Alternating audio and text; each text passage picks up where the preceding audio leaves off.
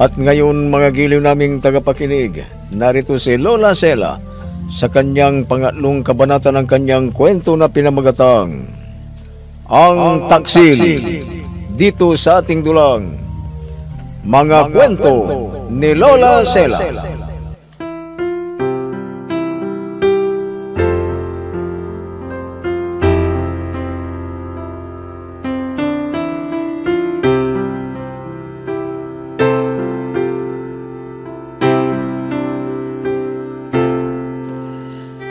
Nang makarating kay Chito ang balita na sasalakay ng mga tauhan ni Don Rustico ang mansyon ni Don Gervasio, agad niyang hiningi ang pahintulot ng kanyang ama na siya ang mabubuno sa mga tauhan na tutulong. Natuwa naman ang Don Mariano dahil nakikita niya na matapang ang anak. Naglagay ng mga patibong si Chito at nang sumalakay na ang mga tauhan ni Don Rustico ay maraming namata, kaya kakunti na lang silang natira. Samantala, sinabunutan ni Doña Milagros si Alea dahil sa narumihan ang uniforme ni Chito.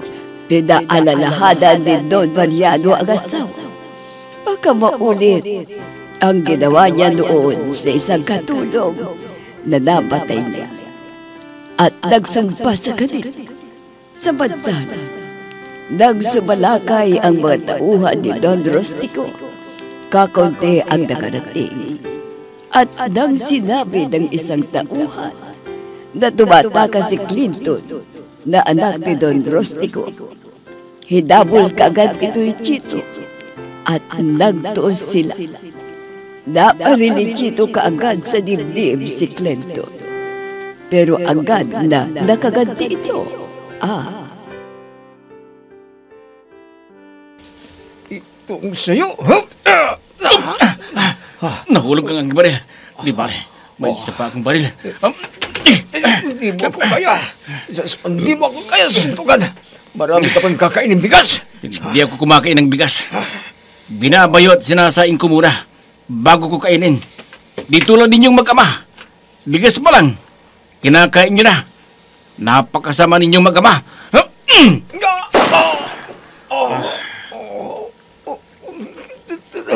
Tinabon mo ako sa dibdib ba? Mumumuruwak ang dugo. Katapusan mo na, Clinton. Itong sayo!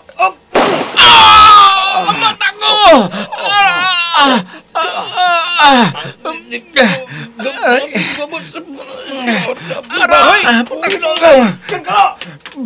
Bumalik ka dito! Hindi pa tayo tapos! Bumalik ka! Mata ko, natapis ng batil niya. Kailangan ko rin makabalik sa bahay nila Don Gervasio. Ipapagamot ko ang mata ko.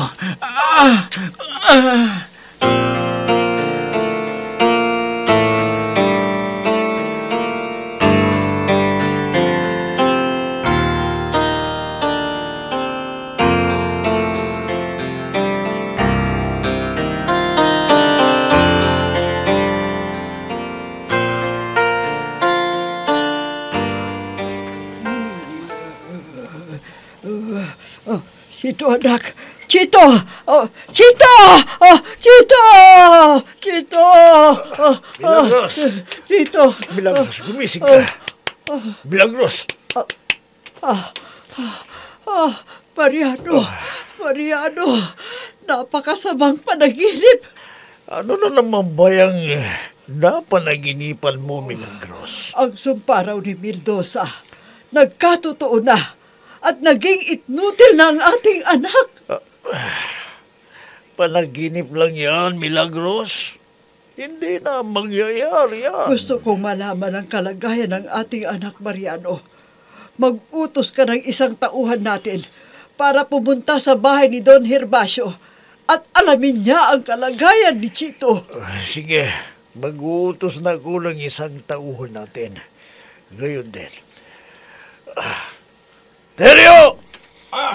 Ano pa yun, Senyor Mariano? Pumunta ka sa mansyon nila Don Hermasio at alamin mo kung ano ang kalagayan ng senyorito Chito mo. Sige. Masusunod. Senyor Mariano. Babalik ka kaagad at ayaw kong maghintay ng matagal. Opo, senyor. Sige na! Sige po. Alis na po ako.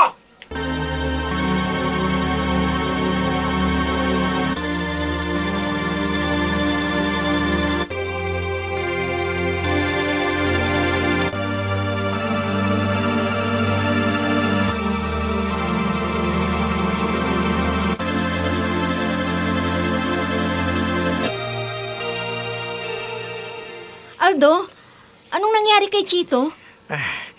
Nabulag po ang isa niyang mata, senyorita. Tinamaan daw po ni Clinton. Ay, Diyos ko, nasaan na siya? Kasalukuyang ginagamot ng doktor, senyorita. Pupuntahan ko siya kaagad. Titingnan ko kung ano ang kalagayan niya. Nakasarado ang pinto. Teka, kakatok ako. Senyorita, ipagpaument po ninyo. Hindi po kayo pwedeng pumasok. Kasalukuyan pang ginagamot ng doktor si Chito. Hindi ko ba siya pwedeng makausap? Hindi raw po, senyorita. Hintayin nyo na lang pang matapos ang kanilang gamutan. Ganun ba? Sige. Oh, Diyos ko.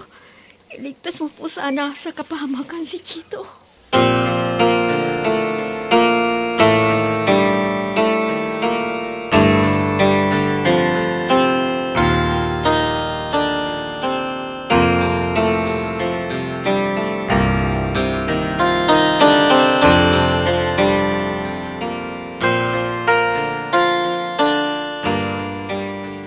Senyor Herbacio, magpapaalam na po kami. Babalik na po kami sa aming bahay. Hindi ko alam kung paano ko magpapasalamat sa iyo, Chito. Kamuntik ka nang mapahamak sa pagligtas mo sa aking mga ari-arian. Walang anuman yun, Senyor Herbacio. Chito, aalis ka na ba? Oo, Marian. Sana magpagaling ka pa dito. Saka ka na lang umalis kapag lubusan ng gumaling ang mata mo. Ay, ano bang sinabi ng doktor sa mata mo, Chito? Gagaling po ba? Opo, yan po ang sabi niya sa akin. Pag-ingat ka, Chito. Baka inaabangan ka ni Clinton sa daan. Salamat po sa paalala ninyo, Senyor. Sige, alis na po kami. Mga kasama, tayo na. Sir Chito! Tayo na ba, kasama! Alis na po kami, Senyor Herbacio. Adios, Chito. Papa, Oh, Maria Mija, bakit ka umiiyak? naawa po ako kay Chito, Papa. Dahil sa pagliligtas niya sa atin, kamuntik na siyang mapahamak. Tahan na, Marian. Tahan na. Huwag kang mag-alala. Sabi raw ng doktor sa kanya ay gagaling siya. Tahan na.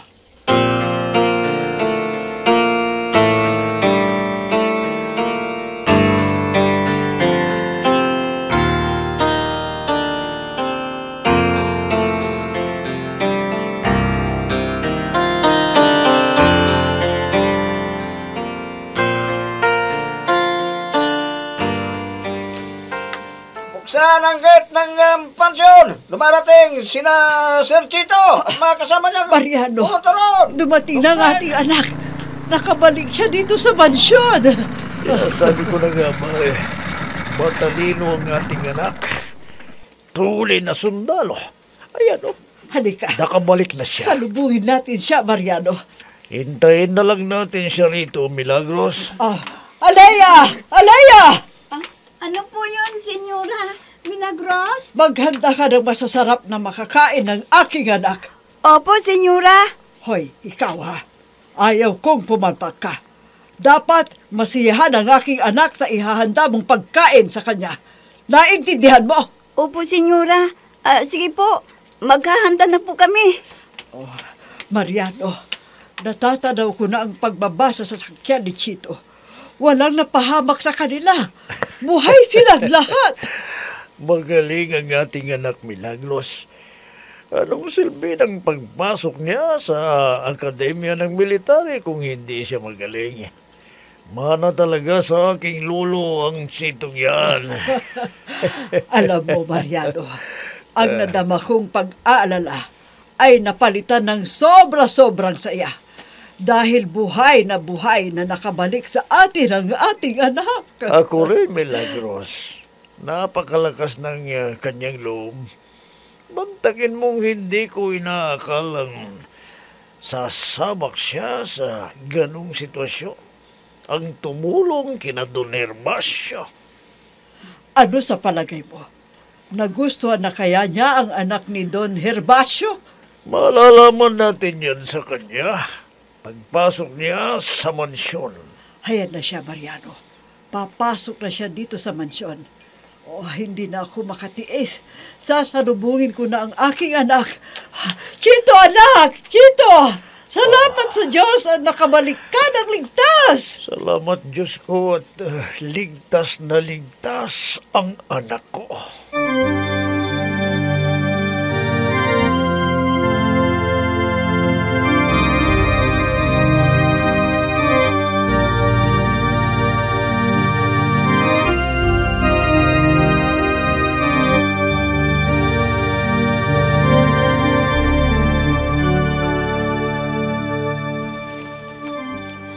Kailangan pagbutihin ko ang paghahanda ng pagkain ni Senyorito Chito.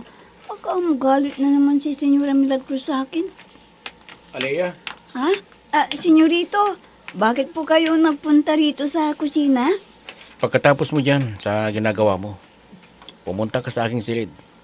Dahil, papaplos ko itong likod ko. Ha? Opo, Senyorito. Sige, Alea. Hintayin na kita doon. Ay, ang bait talaga ni Senyorito Chito. Sana, ganyan din ang ugali ng mga magulang niya. Napansin ko, may takip na tela ang isa niyang mata. Ano kayang nangyari sa kanya? Nasugatan kaya siya sa kanilang pakikipaglaban? Ay, tapusin ko na nga itong ginagawa ko. Baka magalit na naman sa akin si Senyora Milagros.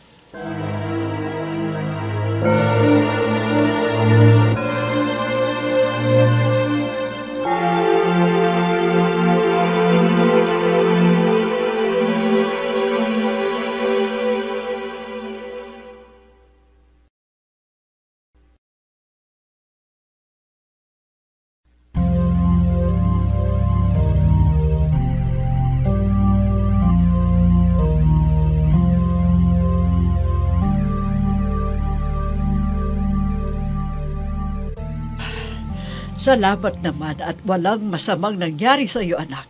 Alam mo, habang wala ka, hindi ako makatulog. Ikaw lagi ang nasa isipan ko. Ganun ba, Mami?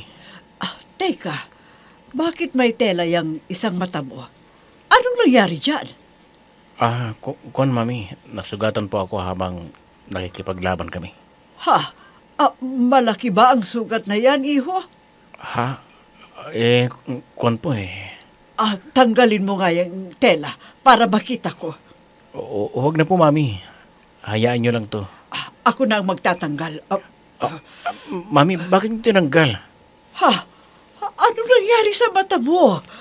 Bakit ganyan? Hindi! Nabulag ang isa mong mata! Opo, Mami. Pero napatay ko si Clinton, yung anak ni Don Rustico. Malaki pala ang sugat mo. Paano yan? Makakakita pa ba ang nasugatang mata mo? Paano kang babalik sa kampo ninyo? Malamang, hinahanap ka na ng mas nakakataas sa'yo. Paano na yan, iho? Hindi ko na inisip yan, Mami. Ang mahalaga sa akin ay nakatulong ako sa nangangailangan. At kahit bulag pa yung isa kong mata, tatanggapin ko. Basta may kabuluhan ang pagkabulag ko.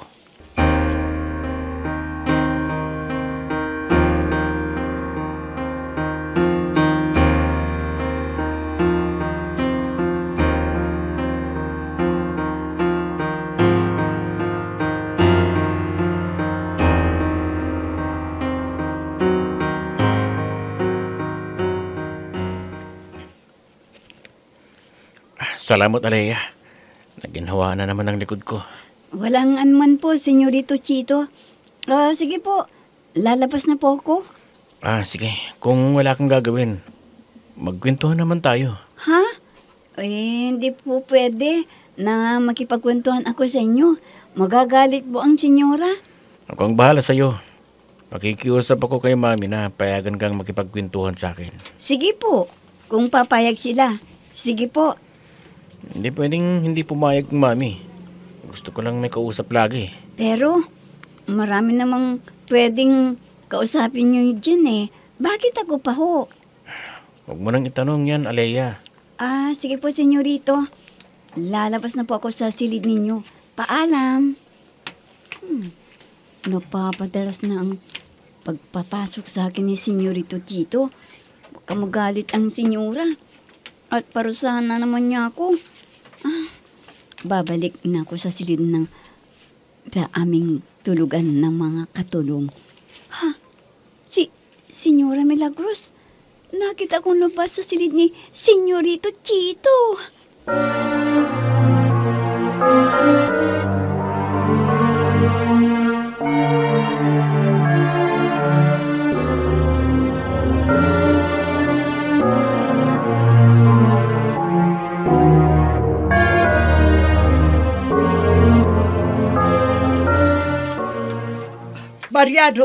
Mariano, may sasabihin ako sa iyo sandali. Ano yung sasabihin mo sa akin, Milagros? Nakita ko kasi si Alea na galing sa silid ng ating anak. Paglabas niya, nakita niya ako at mabilis siyang pumunta sa silid ng mga katulong. Ano ngayon kung nakita mo siyang nanggaling doon? Malay mo, baka may pinagawa sa kanya ang ating anak. Iba ang kutob ko, Mariano. Sa oras na yon, ang alam ko tulog na ang ating anak. Alam kong may masamang binabalak ang babaeng yon. Kaya dapat ko siyang kausapin. Anong binabalak mo sa kanya, Milagros? Malalaman mo rin kapag nagawa ko na, Mariano.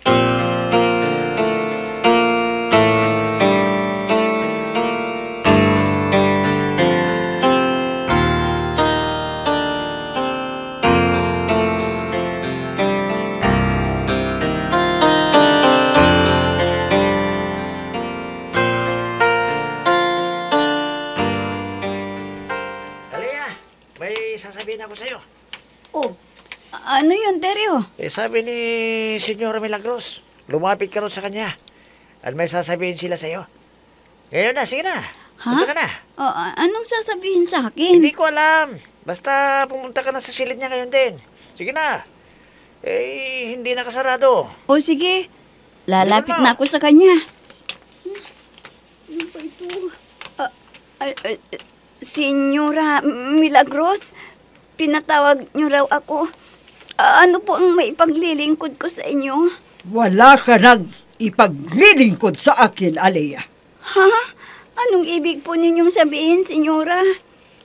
Mula sa araw na to, hinding-hindi na kita uutusan pa. Dahil palalayasin na kita! Senyora!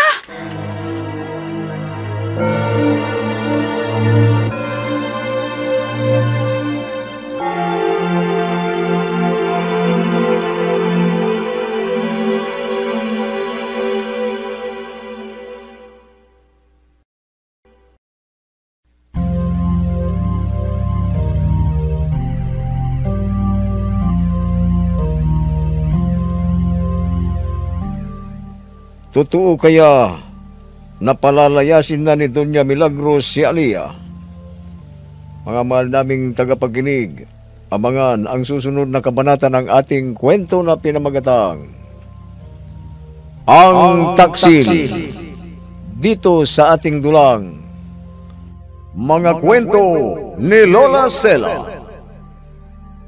Mga nagbigay buhay sa ating dula: Myra Abrihal Narnula, Susan Malignem, Ami Diaz, Oscar Ora, Robert Di Guzman, Jun Cabato, Eva Alcoriza.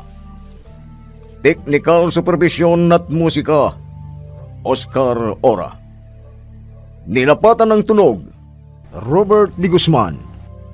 Sa panulat at direksyon, Emma Dalupe. Mga kwento ni Lola Sela. Inihahandog ng IFRI Recording Studio para sa pambansang radyo ng Pilipinas, Bombo Radio, Philippines.